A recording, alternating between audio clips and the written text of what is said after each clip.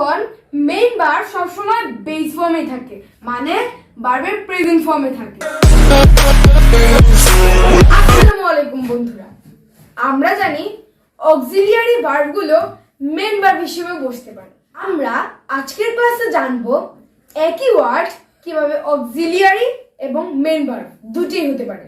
চলো এবার কিছু সেন্টেন্স এক্সাম্পলের মাধ্যমে তোমাদেরকে ব্যাপারটা ক্লিয়ার করি। এইখানে ফার্স্ট সেন্টেন্স আমি লিখেছি I do not do the work. এর বাংলা অর্থ আমি কাজটি করি না। এখানে ডু হলো মেইন ভার্ব, আর এই ডু এটা হচ্ছে অক্সিলিয়ারি ভার্ব। পরের সেন্টেন্সটাতে চলে আসো, I am doing the work, যার বাংলা অর্থ আমি কাজটি করছি। এখানে ডুইং হচ্ছে মেইন ভার্ব। এখানে ডুটাকে ডুইং করার জন্য এই এমটা হেল্প করেছে। এখানে এমটা হচ্ছে অক্সিলিয়ারি ভার্ব, যার কোনো অর্থ নেই। থার্ড ওয়ানে চলে আসো, I have done the work, আমি কাজটি করেছি। এখানে দেখো এই ডুটাকে ভার্ব 3 করার জন্য এই হ্যাভটা সাহায্য করেছে, এই অক্সিলিয়ারি ভার্ব হ্যাভটি সাহায্য করেছে। এইখানে এই হ্যাভের কোনো অর্থ নেই, এটা মেইন ভার্বকে সাহায্য করেছে ভার্ব 3 হওয়ার জন্য। চলো এবার আমরা অন্য একটা এক্সাম্পলে চলে যাই। দেখো এখানে ফার্স্ট সেন্টেন্সটি হচ্ছে আই ডু দ্য ওয়ার্ক। এইখানে কিন্তু ডু এর অর্থ আছে। ডু এর অর্থ কি? করা, করা, আমি কাজটি করি।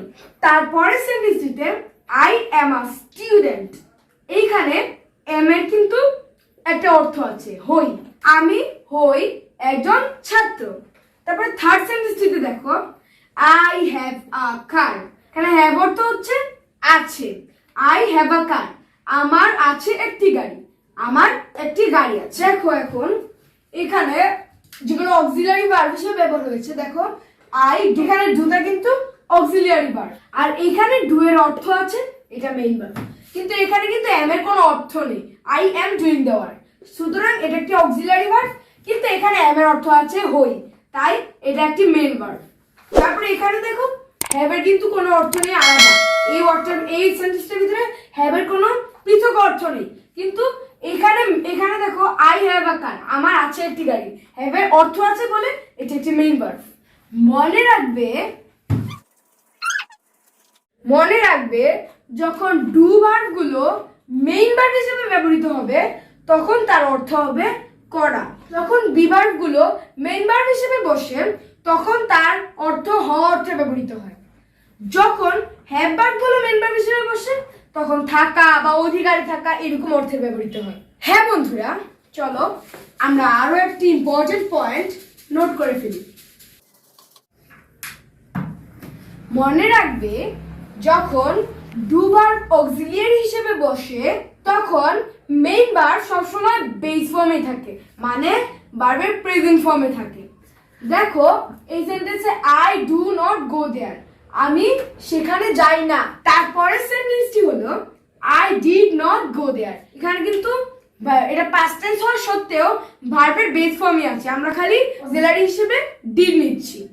তারপরে থার্ড সেন্টেন্সটাতে দেখো হি ডাজ নট গো দেয়ার। এখানে এটারও ভার্বের বেস ফর্মে আছে, হি থার্ড পারসন সিঙ্গুলার, তাই বলে আমি ডাজ দিয়েছি। আর মনে রাখবে ডু ভার্ব কিন্তু ইনডিফিনিট টেন্সে এক্সিস্ট করে। ওকে বন্ধুরা, আজকে এতটুকুই থাকুক। অন্য কোনো ক্লাসে অন্য কোনো গ্রামাটিক্যাল আইটেম নিয়ে তোমাদের কাছে চলে আসবো। বাই বাই, সবাই ভালো থেকো। আল্লাহ হাফেজ।